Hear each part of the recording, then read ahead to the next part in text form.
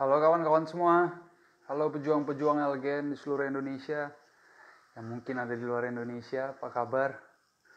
Selamat 420, boleh bantu dulu untuk cek apakah suaraku sudah jelas?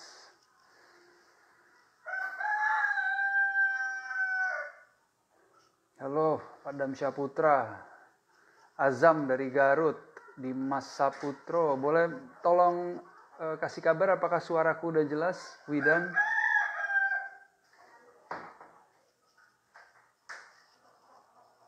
Suara aman, oke. Makasih semuanya. Selamat menikmati Stand Up Cannabis Show ya. Kolom komen aku matiin dulu. Oke kawan-kawan, selamat datang di Stand Up Cannabis Show hari ini. Dan seperti biasa, tradisi kita sebelum-sebelumnya, aku akan membacakan sebuah berita terbaru dari mancanegara tentang perkembangan ganja. Hari ini aku pilih berita dari kantor berita di Amerika namanya The Repository. Mereka mengatakan bahwa 3 hari yang lalu, sekitar hari Rabu di Amerika, itu negara bagian Ohio, DPRD-nya gitu ya, baru saja memasukkan kondisi autis sebagai kondisi penyakit yang bisa diobati dengan medical marijuana. Dan kemenangannya cukup telak. Hari itu 73 melawan 13 suara. Dan salah satu anggota DPR di sana mengatakan bahwa mereka melegalkan kondisi autis untuk diobati oleh ganja medis karena mereka ingin memberikan harapan kepada para keluarga yang ada di sana. Dan dengan dimasukkannya autis ke dalam jenis-jenis penyakit yang bisa diobati di negara bagian Ohio, itu menggenapkan jenis-jenis penyakit sebanyak 25 jenis penyakit di negara bagian tersebut yang boleh diterapi menggunakan ganja. Apa aja penyakit-penyakitnya yang umum, yang mungkin kita bisa sama-sama tahu, seperti AIDS, Alzheimer, penyakit biasanya lupa berhubungan dengan otak di orang tua karena faktor usia, ada penyakit kanker, ada penyakit epilepsi, dan segala sesuatu yang berhubungan dengan kejang, ada glaukoma, ada hepatitis C, ada multiple sclerosis, ada penyakit yang berhubungan dengan rasa sakit, pain, chronic pain misalnya. Terus ada penyakit yang berhubungan dengan cedera pada tulang belakang, spinal cord, atau penyakit-penyakit yang berhubungan dengan traumatis otak dan beberapa jenis penyakit lainnya. Dan hal ini mengisyaratkan atau meyakinkan lagi kepada kita, kepada perjuangan kita, bahwa ganja itu betul-betul bisa dipakai untuk terapi kesehatan. Walaupun banyak argumen yang mengatakan bahwa hasil-hasil risetnya masih banyak belum meyakinkan, tapi itu kata orang yang masih belum banyak baca. Oke, jadi kawan-kawan jangan malas baca ya. Sekali itu berita yang mau aku sampaikan hari ini. Dan langsung aja, hari ini aku mau mengundang di Stand Up Cannabis. Hari ini aku mau mengundang kawan lamaku, kawan SMA aku, kawan main bola aku, Diego Yanuar. Dan Diego ini beberapa tahun yang lalu pindah ke Belanda. Nanti kita mau tanya apa alasannya juga di balik situ, dan kemudian terlibat atau mengembangkan produk CBD oil dengan menggunakan brand atau dengan menggunakan teks, dengan menggunakan bahasa Indonesia. Sungguh menarik. Makanya aku langsung aja mau undang Diego ke sini. Caranya kita ini dia, invite. Oke.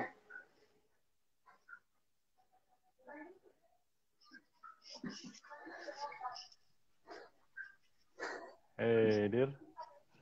Halo, Go, apa kabar?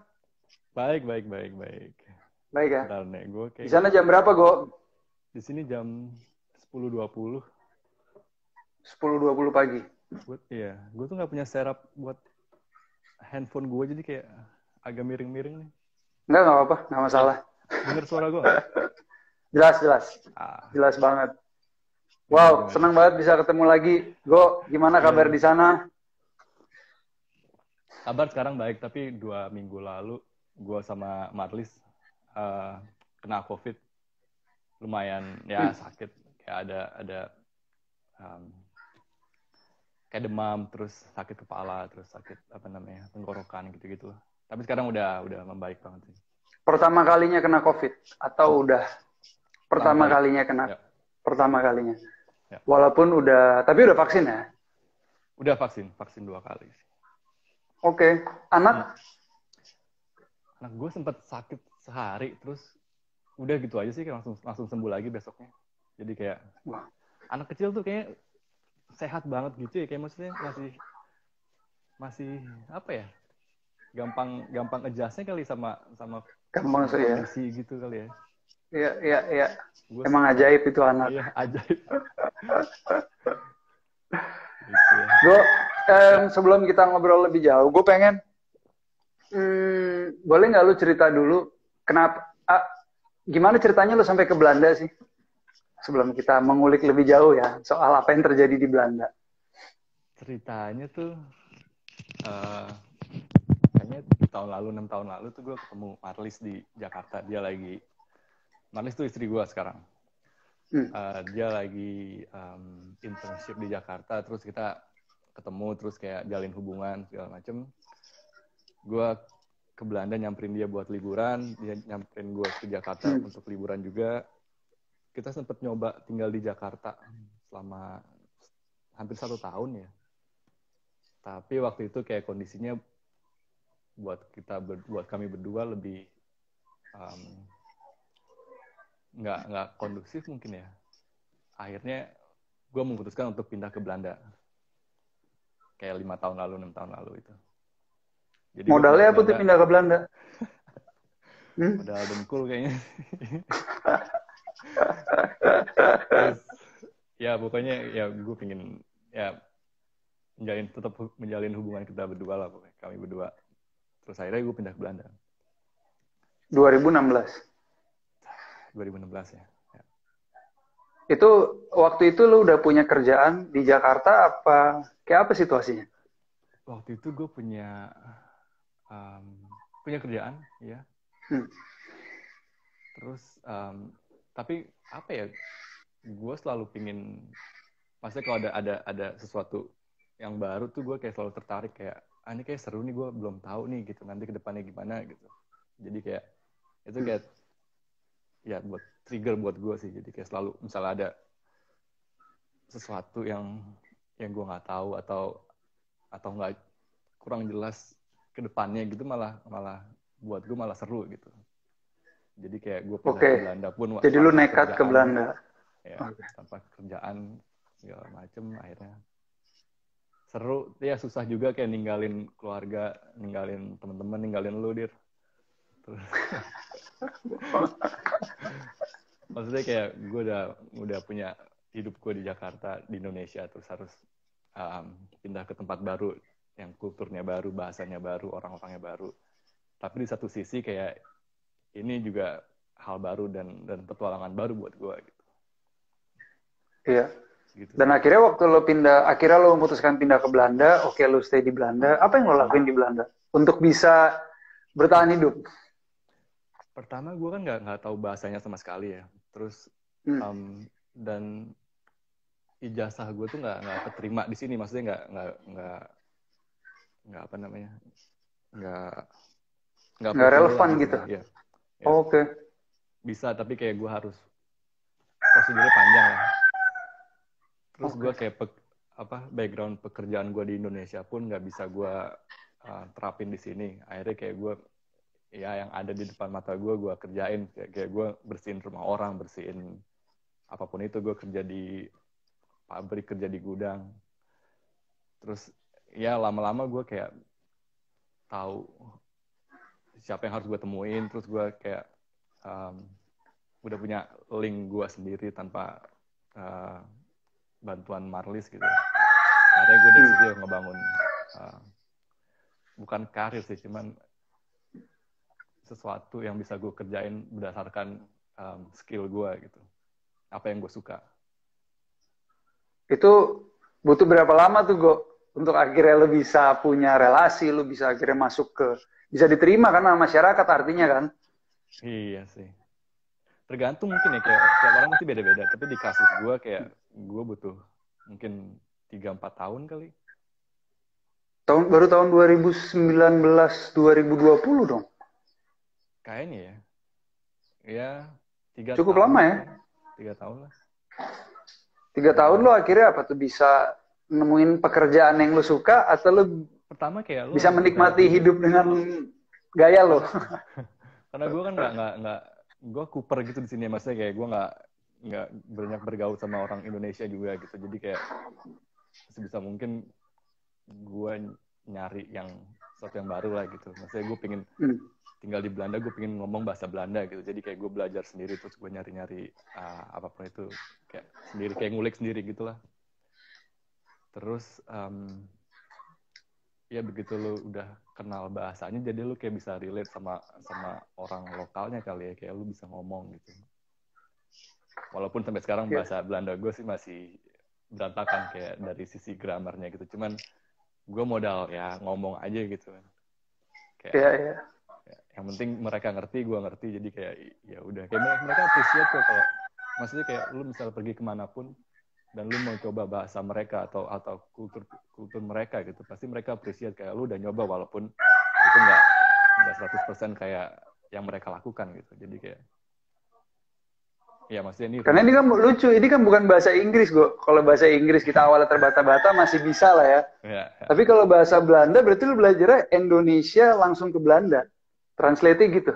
Enggak sih, kayaknya gue salahnya tuh gue translate jadi ke bahasa Inggris dulu terus ke bahasa Belanda, jadi kayak makanya proses belajar bahasa gue agak bukan susah tapi kayak malah ngejelimet gitu buat gue sendiri. Jadi kayak misalnya ada bahasa Belanda jadi gue translate ke Inggris dulu baru ke translate ke bahasa Indonesia, jadi kayak panjang banget gitu. Padahal maksud gue dengan sejarah Indonesia dan Belanda yang cukup panjang ya, mestinya ya gue tahu ada beberapa bahasa yang Indonesia sama Belanda kan agak ya, yang gue inget tuh iya mirip-mirip gitu kan, bukannya itu, tapi memungkinkan ya sebenarnya kalau kita belajar bahasa Indonesia langsung ke Belanda ya? Mungkin sih, cuman kayak bahasa yang kayak kata-kata serapannya kayak knalpot atau handuk atau korden gitu-gitu ya lu tahu sih, tapi kayak nggak bisa ya nggak bisa ya buat komunikasi ya, nggak gitu berguna. Oke Gob. Akhirnya dan sekarang kalau boleh tahu kerjaan lo atau kegiatan lo sehari-hari di Belanda ngapain? Setelah sekian lama lu udah berkeluarga kan akhirnya sekarang? Udah baru punya anak tahun lalu. Ya. Sekarang gue kerja di perusahaan furniture gitu. Terus gue mulai di situ sebagai kerja di gudang, kayak nyiapin barang di gudang gitu. Oke. Terus akhirnya gue ngobrol sama yang punya dan yang ngobrol casual gitu. Terus akhirnya dia nanya, lu bisa ngapain? Lu bisa skill lu apa gitu? Terus lu hobi lu apa? Terus gue bilang ya gue terbiasa sama gue biasa megang kamera gitu, gue bisa foto sama bikin video gitu. Ada gue ditarik jadi ke bagian marketingnya mereka sekarang. Oh gitu, gue nggak tahu, lu kayaknya dari dulu nggak pernah ada, lu nggak ada dari dulu megang kamera zaman sekolah, nggak ada kan? Kamera sih zaman dulu. Makanya.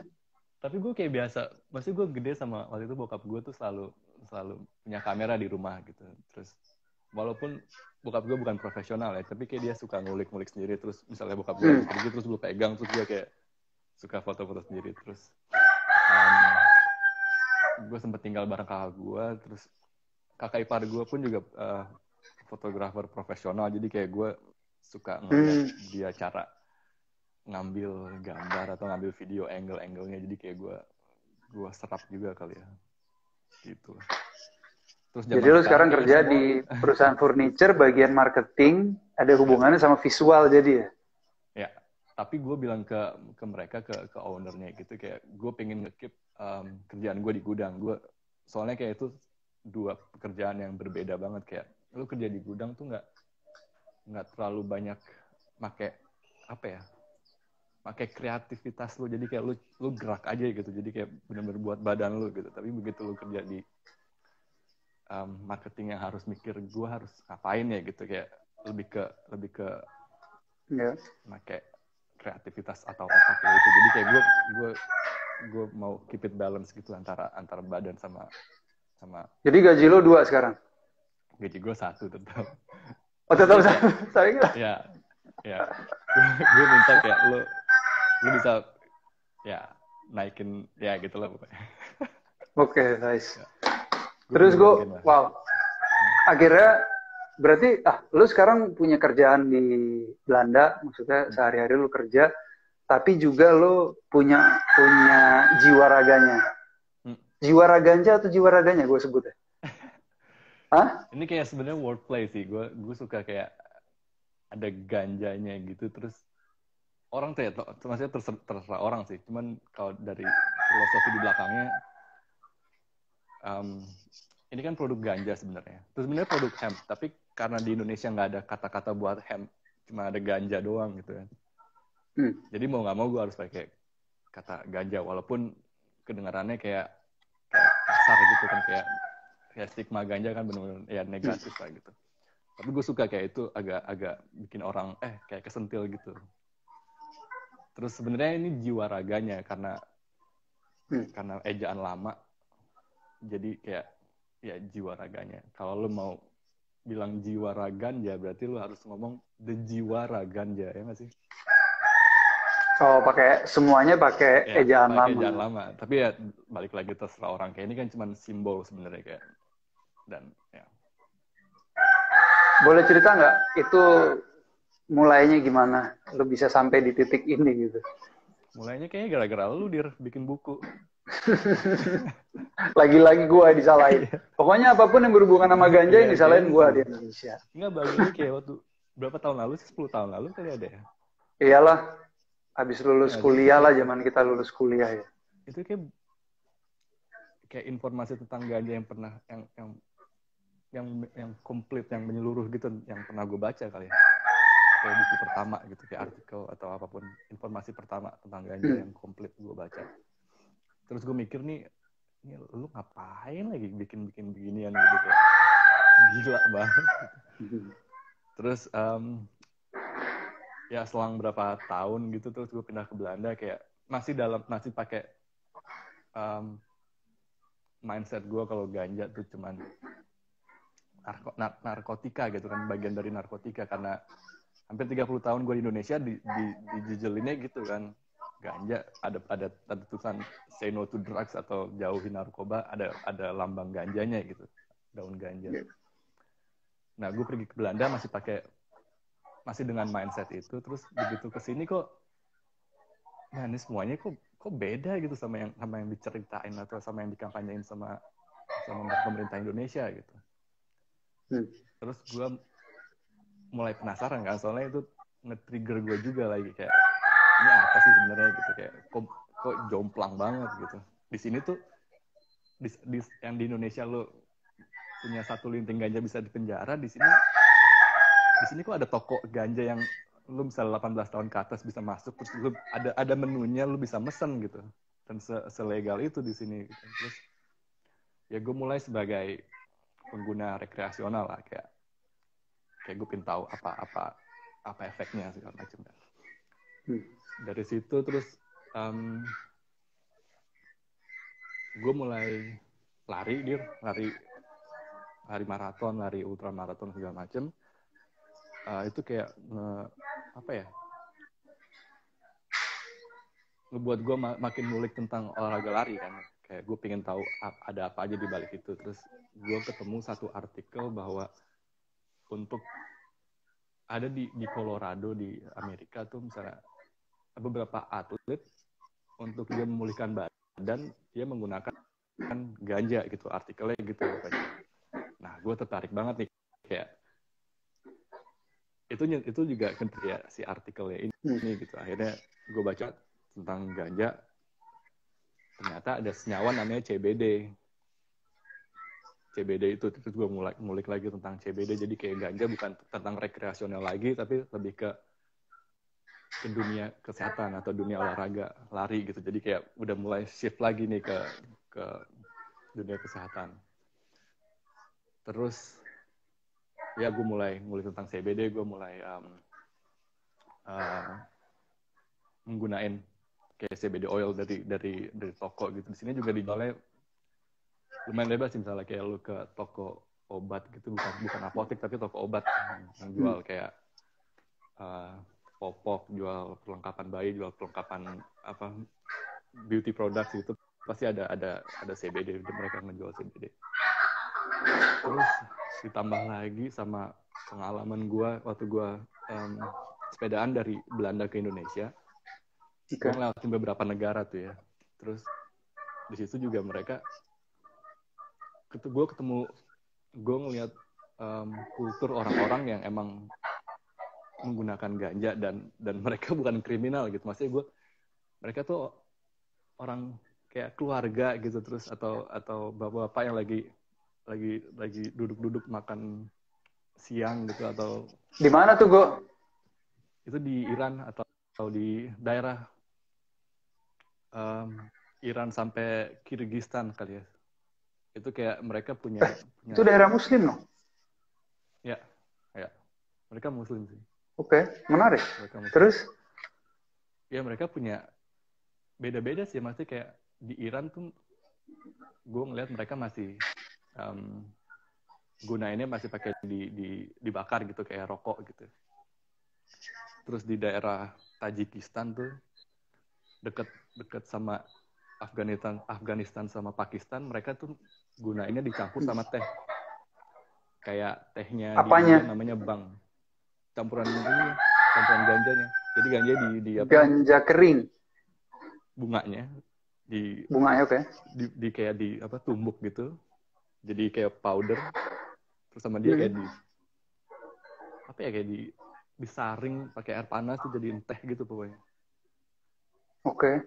Terus ya mereka minum bareng-bareng gitu rame-rame. Maksudnya kan lo sempet nyobain waktu di Iran, di apa Tajikistan, lo sempet nyobain itu juga? Enggak, gue nggak nyobain. Karena lo nggak nyobain? Maksudnya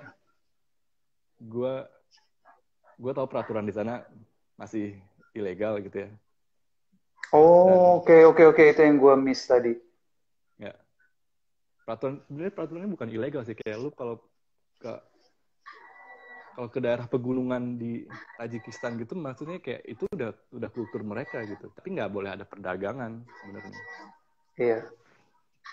Gue potong sedikit soal perjalanan lo itu, karena lo menarik tuh, lo cerita di perjalanan tuh menemukan lah ya beberapa tradisi itu, dan lo bilang tadi di pegunungan. Yang lo apa dari pengalaman lo itu sebenarnya kulturnya orang pegunungan, kulturnya dingin, atau lo juga nemu kultur itu di daerah yang bukan pegunungan atau tempat yang lebih panas? Mungkin kultur aslinya kultur pegunungan kali ya. Maksudnya kan emang ganja sebenarnya bisa tumbuh di daerah yang agak dataran tinggi kan ya. Yang bagus ya. Ya, daerah asal mereka tuh daerah dataran tinggi gitu. Ya. Nah mungkin ya gue nggak ngerti tentang budaya sih, cuman kayak kalau emang asalnya ganja dari sana, berarti orang-orang pegunungan udah biasa dengan menemukan ya pohonnya di mana-mana daerah mereka gitu. Mungkin ada yang bawa ke daerah yang lebih panas atau daerah. Tapi gue baca sih di internet ya, kayak kemarin ada fotografer dari Nat Geo, mereka ke Pakistan gitu, dan lagi-lagi mereka minum si dari ganja itu, dan kata si fotografer ini dia bilang untuk ngangetin badan mereka, untuk kayak untuk bisa ngelanjutin hidupnya mereka setiap harinya. Kalau nggak ya kedinginan, nggak tau, gue nggak ngerti ininya sih, maksudnya nggak ngerti apa namanya.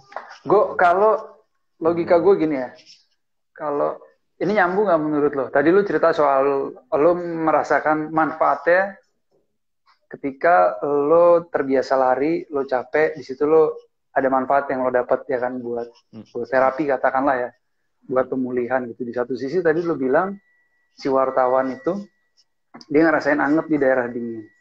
Ya. Logika gue ya, dia itu berarti sebenarnya kan badan anget tuh kalau aliran darah kita lancar kan, otomatis dong. Ya. Kayak orang sakit kan dia pasti aliran darahnya stuck, makanya biasanya kalau di Indonesia kan dipijet, ditotok titik-titik tertentu supaya nanti balik lagi, akhirnya badannya hangat lagi, otomatis badan sehat kan. Ya. Itu yang lo rasain. Aliran darah, lo terasa nggak sih kayak aliran darah lo? Iya nggak? CBD itu arahnya ke situ. Kurang lebih gitu sih, maksudnya kan kayak ada artikel yang bilang kayak kenapa lo ngerasain dingin karena lo mau menolak dinginnya gitu. Kayak si Wim Hof gitu misalnya ibaratnya. Kalau lu harusnya kayak menerima apapun perasaan lu itu gitu. Jadi kayak menurut gue CBD itu kayak ngebuat badan lu dan pikiran lu kayak kan kadang pikiran kan yang nggak mau gue nih kedinginan nih buat gue nih gue nggak bisa, akhirnya malah jadi lebih dingin lagi gitu. Tapi begitu kayak lu tenang dan lu bilang gue bisa terima rasa dinginnya gitu, terus kayak jadi kayak malah badan lu tenang dan pikiran lu tenang juga gitu sekali sih. Oke. Jadi itu nggak ada yang duluan ya sebenarnya, antara pikiran tenang, badan lu nerima, kayak semuanya bareng gitu maksud lo? Kayaknya satu sih sebenarnya. Itu yang lo rasain lo? Itu yang gue rasain sih. Bukan satu, jadi kayak simultaneously gitu kali ya. Kayak apa yang lo rasain, boleh cerita nggak waktu lo, kapan lo pakai CBD? Sekarang gue lagi rutin pakai CBD nih. Jadi kayak itu boleh ceritain nggak rasa? Oke. Pertama, ini sebenarnya kayak bukan obat yang begitu lu pakai terus lu rasain apa ya efeknya gitu, soalnya efeknya mild banget ya, maksudnya lu nggak bakal giting sama sekali, kayak lu nggak bisa giting juga, lu nggak bisa high gitu, nggak bisa walaupun lu minum. Jadi ini efeknya iya beda sama yang karena kebanyakan nonton di Indonesia nih, dan di Indonesia teman-teman ya kawan-kawan yang pernah nyimeng ini rasanya nggak kayak gitu. Ini bukan buat pengguna rekreasional, kayak lu misalnya mau, ini total beda sama nyimeng gitu ya, maksudnya yang kayak lu mau senang-senang terus lu pakai CBD terus lu ketawa-ketawa, nggak bisa. Maksudnya ini lebih ke buat kesehatan jangka panjang, kayak suplemen sebenarnya sih, tapi lebih dalam lagi. Soalnya baru ditemuin tuh kayak namanya di badan manusia ada namanya endocannabinoid system. Itu tuh sistem yang jadi ibunya sistem yang ada di sistem kayak apa sih, kayak ya ada di badan kita, kayak apa sih istilahnya, kayak sistem otomatis, misalnya mengatur suhu tubuh, detak jantung, itu kan semua sistem kan, saraf, sistem inflamasi gitu-gitu. Jadi misal ada yang nggak bener, si sistem endocannabinoid ini yang benerin mereka gitu. Jadi kayak ibunya sistem dari segala sistem. Dan CBD bekerjanya di situ sebenarnya. CBD itu adalah kayak booster atau ya kayak suplemen buat sistem ini supaya bekerja bukan lebih baik, tapi kayak proper gitu. Gue udah baca banyak banget artikel soal itu, bahkan kayak lo bilang gue udah nulis mungkin itu udah cukup lama gitu gue. Tapi gue kan nggak pernah melakukan terapi dengan CBD oil atau dengan ganja secara rutin dan benar gitu kan. Itu privilege yang kalian miliki di Belanda gitu ya. Nah, yang sebenarnya pengen gue kulik lebih jauh, ketika nggak tahu, lu mungkin bisa cerita testimoni dari orang lain, misalnya dari siapa, apa yang terjadi ketika orang mengkonsumsi ini secara rutin gitu. Ada efeknya secara cepat, apa itu nggak ada? Gue pertama kali gue sempat ikut kursus bikin CBD oil ini, Dir. Terus gue kesana datang ke kursusnya gitu. Gue masih pakai mindset gue mau benerin pemulihan setelah lari lah gitu, maksudnya tentang olahraga, tentang dunia lari gue gitu. Pas sampai sana kayak vibe-nya orang ini kayak suram-suram semua gitu, kayak bukan yang atlet, bukan yang apa gitu. Terus setelah ada interview dari leadernya, kayak ternyata mereka ada yang punya kanker, ada yang punya epilepsi, ada yang ya macam-macam lah. Terus kayak ya mereka kesana nyari alternatif alami gitu yang bisa bukan ngobatin tapi terapi kayak buat meredakan gejala-gejala penyakitnya ya. Kejang sih kalau seizures ya, rata-rata kejang. Kayak kejang dari epilepsi atau sakit dari kankernya malah. Oke. Terus dan gue tanyakan seberapa efektif ini buat meredakan kejang dari epilepsi ke leadernya gitu. Terus mereka bilang kayak within half an hour tuh lu udah bisa ngelihat ininya, bisa ngelihat apa namanya progresnya. Tapi gue nggak punya temen atau orang di lingkungan gue yang punya epilepsi, jadi gue nggak pernah nyobain ke mereka juga gitu. Gue punya beberapa testimoni dari beberapa orang deket gue sih, kayak terakhir tuh Marlis, gue berdua kan kena COVID. Terus waktu itu kayak malam-malam Marlis kayak tenggorokannya sakit banget, nggak bisa tidur, terus dia udah minum paracetamol gitu. Masih tetap nggak ngebantu. Akhirnya kayak malam-malam dia kayak ngoprek tas gue buat nyari CBD oil gue gitu. Akhirnya dia pakai berapa, akhirnya dia bisa tidur malam itu, kayak buat ngeredain bukan tentang COVID-nya, tapi ya tentang si itu instan. Itu instan, kalau bisa tidur itu instan berarti. Ya. Oke. Terus waktu nyokap gue kesini juga, kayak gue ceritain di Instagram gue sih, kayak dia langsung nyokap gue kan nggak maksudnya kayak ibu-ibu di Jakarta kan biasanya dari rumah pakai mobil, terus kayak nggak pernah jalan kaki lebih dari 5 kilo dalam satu waktu ya maksudnya. Terus di sini tuh kayak nyokap gue langsung bisa, dan kayak dia seneng banget kalau dia bisa ngelakuin itu tanpa sakit dan tanpa keluhan gitu. Dan lucunya waktu nyokap gue mau balik ke Indonesia, dia kayak, ini mama ambil ya, mama bawa ke Indonesia ya gitu. Kayak gue jangan ya. Nanti kenapa nunggu mudah-mudahan legal lah nanti gitu, baru bisa mama pakai lagi gitu. Nyokap nggak ada penolakan sama sekali di awal. Ini ganja gitu. Lu cerita ini ganja kan? Produk. Gue cerita ganja. Maksudnya kan nggak ada. Ini sebenarnya hemp kan, ini bukan marijuana tapi ini hemp. Tapi di Indonesia kan nggak ada kata-kata hemp kan maksudnya. Jadi gue jelasin ya ganja ya ganja gitu. Ini cannabis sebenarnya. Terus nyokap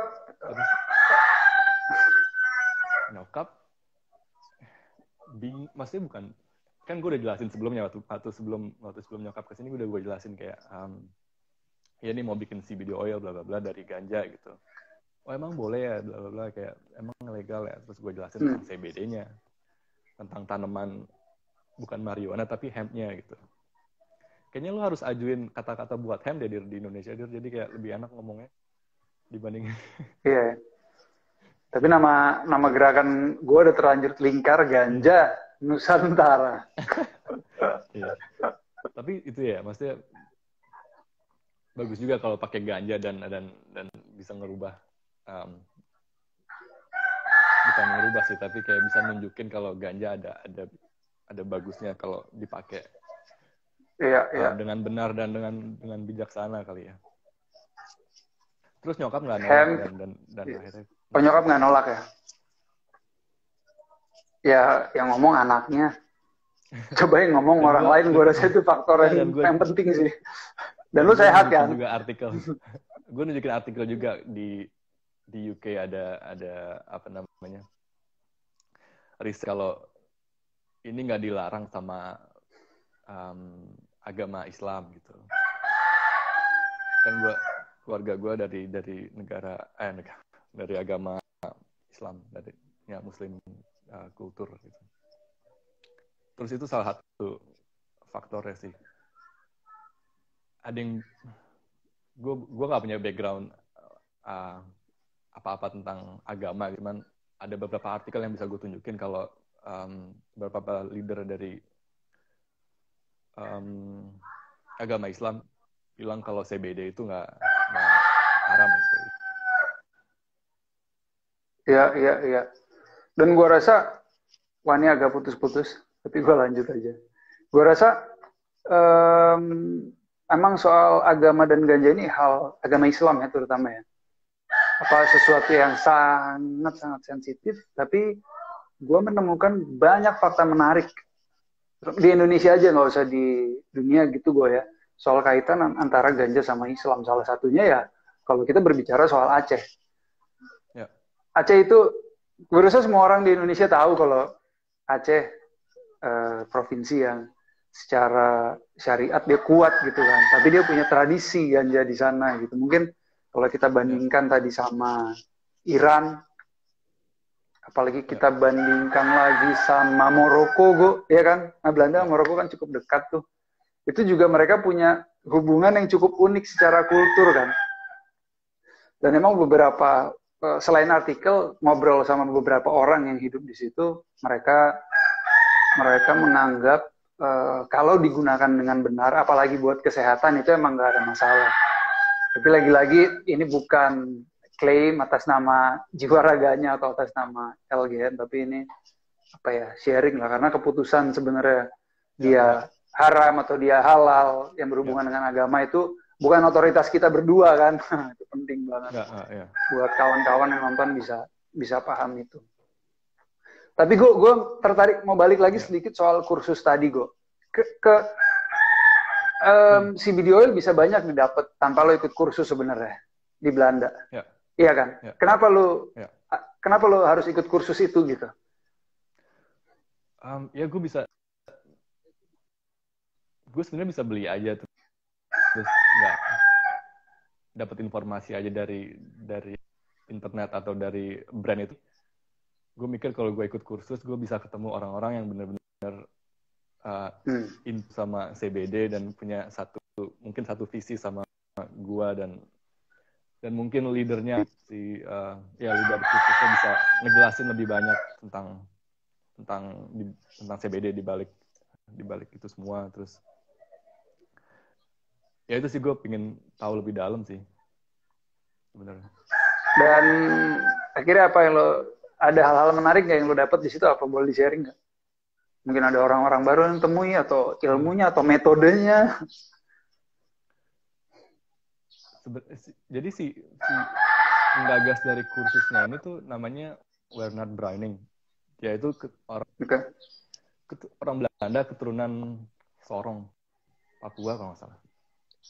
Nah, dia orang Belanda keturunan Papua, menarik. Dia itu dikenal sebagai bapak ganja di Belanda, internasional sih, semua orang tahu lah pokoknya. Dia penggagas coffee shop juga di waktu demonstrasi kalau orang-orang ingin cannabis legal di Belanda.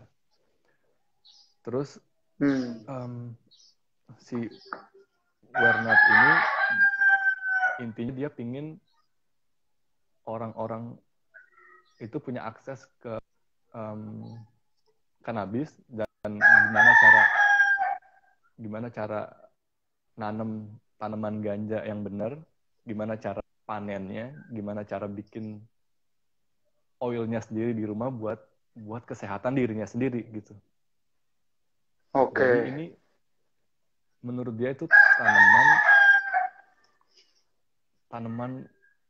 bukan tanaman, maksudnya obat masyarakat sebenarnya, bukan obat tapi suplemen masyarakat gitu ya. Masyarakat bisa sehat dengan tanaman ini gitu. Oh, menarik. Ya. Itu visinya dia yang gue tangkap ya. Terus Menarik banget. Dengan kursus Menarik ini banget. dia tuh nawarin, dia punya paket kayak dari biji ganja sampai lu bisa menghasilkan CBD oil itu sendiri gitu, dari nol sampai end produknya. Oh. Jadi lu udah bisa melakukan itu sekarang? Bisa, gue udah nerapin sekarang. Jadi kalau Indonesia legal nanti, Ya. kita nggak usah sibuk-sibuk nyari orang yang bisa nungguin ganja dari benih sampai jadi CBD oil. Ya. Hah? Iya. Ya sebenarnya ya kayak sesimpel itu sih sebenarnya, kayak kalau sebenarnya manusia tuh punya kemampuan untuk bertahan hidup dengan apapun itu, tanpa bergantung sama pihak lain ya. Tapi karena pola hidup kita sekarang yang kita kerja untuk cari uang untuk makan gitu, bukannya kita hidup terus kita nanam makanan kita gitu kan, ya nggak sih? Iya. Jadi kayak Orang dipanjangin kota nggak gitu. Iya, kayak sebenarnya kita bisa nanam makanan kita sendiri gitu, atau kita bisa nanam obat sendiri gitu. Gitu sih. Oke. Dan itu filosofi atau nilai-nilai yang mau lo sampein lewat jiwa raganya. Itu nilai-nilainya si Werner. Oke, gimana kalau produk lo, kalau jiwa raganya, filosofinya apa? Apa yang mau lo sampein lewat produk lo itu? Sebenarnya sesimpel kalau ganja itu nggak melulu tentang keburukannya, kayak bukan narkotik, hal buruk gitu sebenarnya. Okay. Tapi balik lagi kayak lu butuh pengetahuan, lu butuh kebijaksanaan, butuh wisdom gitu untuk menggunakan ganja dan semua hal sebenarnya sih. Oke, ya. Salah satunya ganja itu karena sekarang ini kayak orang-orang di belahan dunia lain bisa manfaatin buat kesehatan mereka. Kenapa kok di Indonesia kayak menggolongkan ini sebagai obat yang berbahaya gitu. Makanya kayak jiwa raganya itu gue pakai kata-kata atau wordingnya semua pakai bahasa Indonesia agar orang Indonesia bisa relate ke pesannya. Jadi produk ini bahkan di Belanda sekalipun dijual untuk orang-orang Indonesia yang ada di Belanda. Ya. Atau di Eropa atau negara yang udah legal sebenarnya. Oh. Yang berboleh. Lu udah punya license maksudnya untuk supply barang produk lo kemanapun yang negara legal? Negara legal. Oh ya? Lu sebenarnya nggak perlu license kalau emang udah di negaranya, dan jadi kayak mereka udah punya aturan, misalnya ada barang masuk dan ini CBD oil dan nggak ada THC-nya sama sekali, atau THC-nya mungkin di bawah peraturan mereka 0,2% atau 0,3% yang nggak bakal bikin lo high atau eating atau segala macam itu pasti diterima sama mereka. Oke. Wow. Jadi sekarang produk logo udah ada di mana aja? Masih di Belanda sekarang sih. Karena gue start kecil banget. Dan gue juga mau start kecil, kayak mau pelan-pelan. Karena gue ngerjain ini sendiri kan ya. Kayak di waktu weekend gue, kayak gue punya 3 hari weekend. Terus di 3 hari ngulik sendiri. Dan jadi ya sampai saat ini masih di Belanda sih. Ada beberapa orang Indonesia nanyain, di Thailand satu nanyain.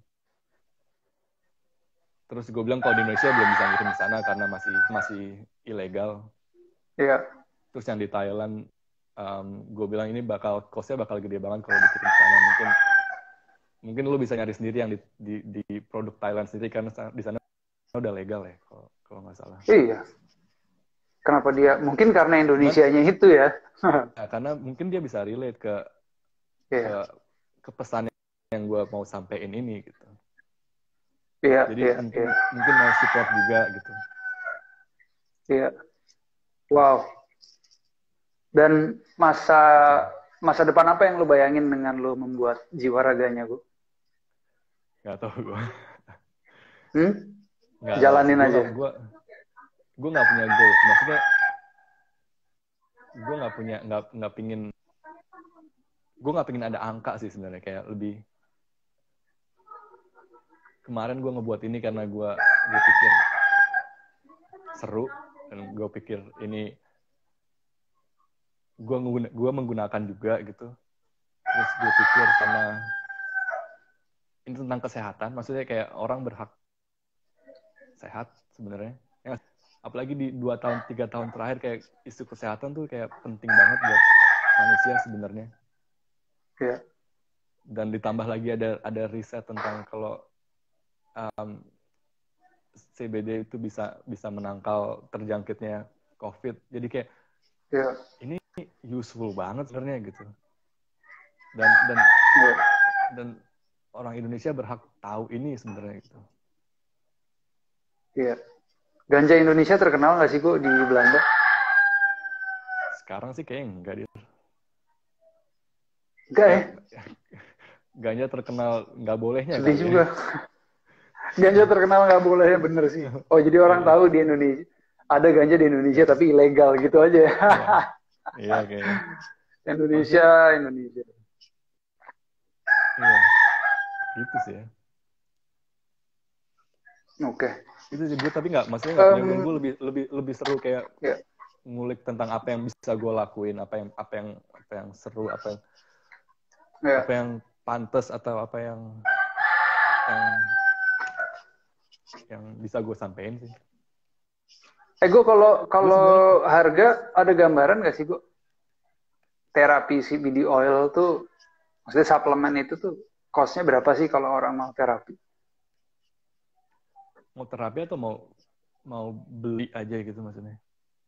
Mau terapi, katakanlah orang pengen terapi ini selama 1 bulan penuh gitu misalnya. Produk gue tuh sekarang apa namanya? 1 botol itu 10 ml. Oke.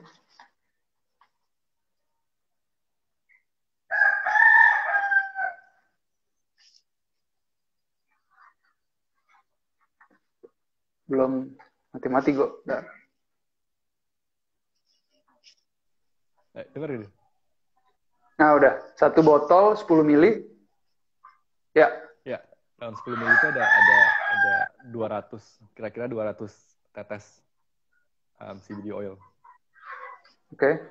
Ya, dianjurin pakainya 3 kali setiap hari 3 tetes. Jadi ya video demak lah. Oke. Jadi sehari lu kurang lebih 10 ya? Gampangnya gitu ya, 10 tetes ya? 9 tetes ya. Berarti itu bisa buat 20 hari 1 botol itu? Ya. Kurang lebih. Dengan biaya? Itu gue jual 25 euro di sini. 25 euro itu berapa ya? Berapa gue sekarang? 15.000 ada? 20.000? Enggak ya? 1 euro tuh 16.000. Oh, biar gampang hitungnya kalau 15.000 ya. Berarti 250 tambah 175 sekitar 420.000. Ya. Tapi itu pakai ya maksudnya kayak tenaga sini ya, tenaga Belanda ya. Iya. Ya. Oke. Dan pakai kurang lebih segitu. Pakai resourcesnya Eropa juga kayak ya gitulah, pasti lebih mahal kalau dirupiahin. Iya. Ya, tapi minimal kalau ada orang Indonesia pengen ke Belanda terus dia pengen coba ini terapi, dia tahu lah kisaran harganya berapa. 25 euro. Oke. Gue tertarik banget sih dia kayak apa? Gue nggak tahu hukumnya gimana ya, maksudnya pengen bukan ngundang tapi kayak pengen ngajak orang yang punya keluhan di Indonesia untuk terapi di Belanda gitu. Ya, gue rasa masuk akal menurut gue, tapi ya perlu inilah ya, perlu nggak bisa langsung aja gitu. Kayaknya perlu ada beberapa hal yang harus diantisipasi sama dipersiapkan. Ya. Iyalah, karena ini di Indonesia lu tahu sendiri kan, Go. Ini kok situasi yang sangat sensitif gitu. Ya. Sangat sensitif dan kayak produk turunan ganja kayak baju atau apapun itu di sana. Oh, itu boleh. Kalau produk kayak kemarin ada salah satu brand lokal dia ngeluarin yang hemp, sepatu gitu, atau kaos atau apa, itu nggak masalah. Itu nggak ada masalah. Tapi kalau udah, yang masalah tuh kalau dia bisa dikonsumsi, Go. Barang habis pakai gitu tuh jadi masalah tuh. Iya, kalau udah masuk ke badan. Enggak, kurang valid. Karena gue ngelihat di beberapa platform jualan online, itu mereka udah mulai jualan hemp powder, hemp protein. I see, ya. Yeah. Kan ada tuh, Go. Nah, hemp protein mereka udah mulai jualan. Itu boleh. Itu boleh, gue lihat beberapa kawan di Indonesia lah ya, mereka beli itu secara online gitu. Ya. Itu boleh. Jadi bisa, ya karena berarti bukan sekedar cuman dikonsumsi, tapi kalau yang dia punya efek berhubungan sama giting atau berhubungan sama kesehatan, klaim-klaim itu tuh yang masih jadi objek penegakan hukum ya. Jadi ya mendingan jangan ambil resiko soal itu gitu. Karena kasus Fidelis kan kita udah tahu. Ya. By the way, Go, hampir 1 jam seru. Mungkin gue mau nanya ini, Go, ini kalau ganja di Belanda itu bisnis yang kalau di Indonesia mungkin kayak kopi ya. Jadi bisa dibilang hampir ada di tiap daerah, siapapun kalau emang benar-benar niat mereka bisa buka gitu kan. Yang ngebedain produk lo sama produk-produk lain tuh apa, Go? Nggak ada sebenarnya sih, kayak di sini kompetisinya udah rame banget. Okay. Dan kalau gue ikutan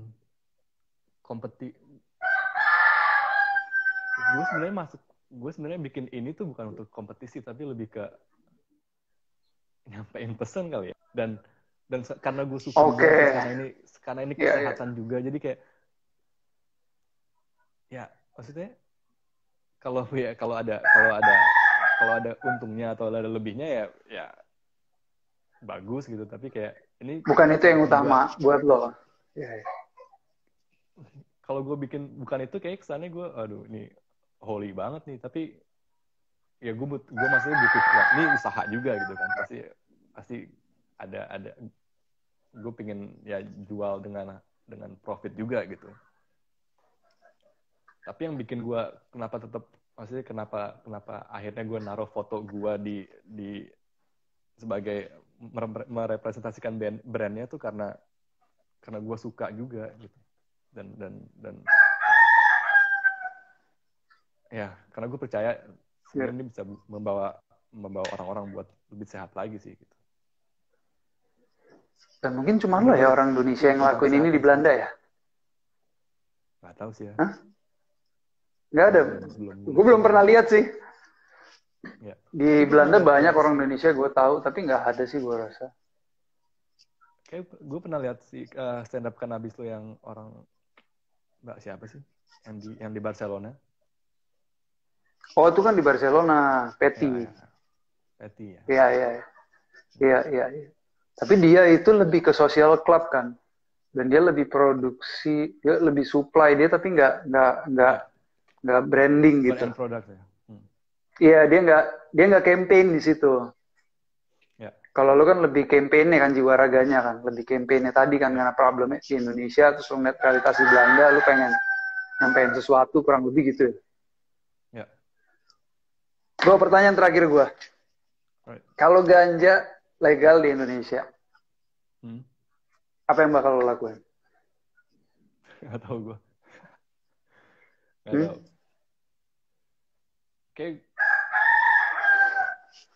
Kayak gue mau masukin produk gue ke Indonesia sih. Itu satu. Maksudnya ya gue ini udah sejalan aja kan, maksudnya udah inline gitu. kenapa gue pakai bahasa Indonesia dan kenapa ini ditujukan untuk orang Indonesia. Terus kalau legal di sana pasti gue mau ngenalin ke orang Indonesia kalau gue punya produk juga gitu. Terus nggak tahu ya, maksudnya kayak gue nggak bisa gue kayak mikir jauhan gitu. Tapi itu cukup jelas kok. Atau malah gue mau ngelakuin hal yang lain ya, kayak gue nggak mau terlalu attach sama gue sebagai jiwa raganya gitu. Mungkin gue ngelakuin hal lain lagi kali. Nah, gue rasa itu lebih elo sih.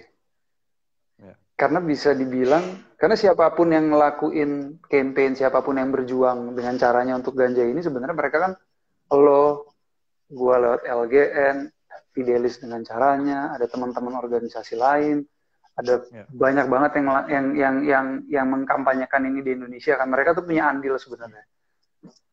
Ya, dan bener juga mungkin setelah ini ada orang yang punya andil terus mereka ingin terlibat. Kalau kayak gue personal, gue sangat ingin terlibat lebih dalam ketika ini legal. Gue bisa menghidupi banyak orang dengan industri ini gitu. Ngeliat situ, apalagi secara spesifik ngeliat situasi Aceh gue ya. Dan gue akan teleponin teman-teman gue yang ada di luar negeri, salah satunya lo ya kan, yang udah punya ilmunya. Karena ilmu kan enaknya kalau lo udah dipraktekkan kan. Yeah. Jadi kita butuh ada orang yang mentransfer pengetahuannya ke sini, ya kan, untuk mempercepat prosesnya. Itu bayangan gue. Tapi buat lo, ya mungkin lo nanti ngurusin yang lain apalah. Mungkin lo kemarin lari, mungkin lo lari dari Belanda ke Indonesia. Iya, maksudnya, ya gue nggak tahu juga sih, mungkin ya nggak tahu sih, gue nggak tahu juga, kayak kan lo udah bertahun-tahun di LGN dan lo udah ketemu banyak orang di Indonesia juga gitu, jadi lo tahu skenanya gitu, dan gue tahu sama sekali sih kayak gitu. Ya ganja di Indonesia harus, karena kita punya semangat juga untuk mengangkat nama Indonesia ya. Harusnya produk, kalau niat lo tadi gue, kalau lo bilang lo pengen juga produk lo ada di Indonesia, sebaliknya gue juga pengen sih produk-produk ganja lokal itu ada di luar negeri. Mudah-mudahan. Dan semoga lo masih tetap semangat untuk membantu melakukan itu. Karena feeling gue ganja legal nggak lama lagi sih gue. Oh ya? Ya kalau ngomong feeling ya. Feeling kan nggak ada matematikanya. Gue matematika gue jelek sih dari sekolah. Makanya pakai feeling aja, nggak usah pakai matematika ya kan. Iya. Feeling, ya kan. Feeling. Ya mudah-mudahan aja, karena sekali lagi selain yang tadi kita bilang, gue sangat sepakat sama apa yang lo lakuin. Itu emang ini benar-benar buat orang yang sakit, pasien, Bu. Benar banget. Yeah. Benar banget, gue rasa. Orang yang ngebutuhin sih sebenarnya kayak. Iya, itu dia. Gue lihat di artikel atau video gitu tentang itu orang yang nyawanya terselamatkan karena ini gitu. Jadi kayak ini bisa nyelamatin nyawa orang juga terus. Iya, itu dia gue. Bener banget. Itu dia. Mudah-mudahan. Ya udah kalau gitu gue, kalau feeling gue salah, Indonesia nggak legal-legal, gimana caranya kita terbangin orang ke Belanda, lo bantu buat terapi di sana. Sama-sama lah ngebantu kali ya. Gitu. Sesuatu yang pengen disampaikan?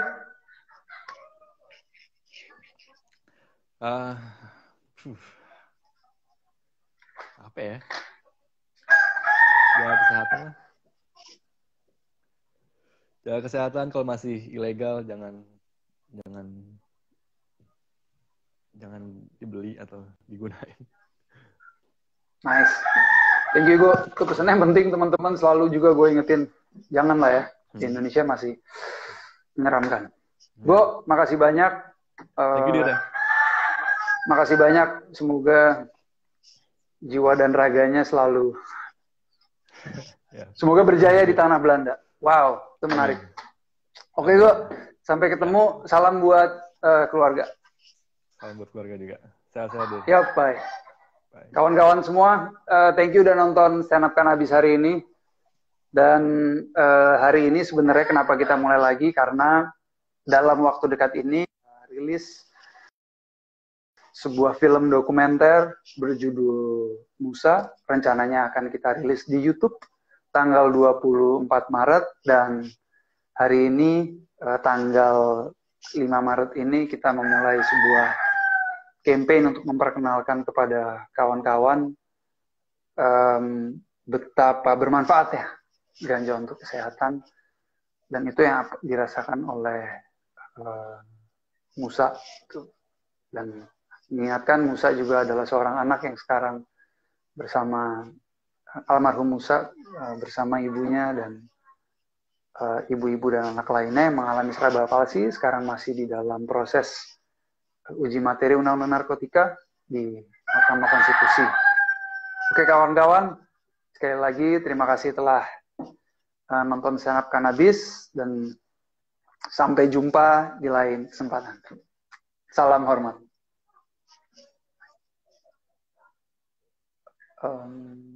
X.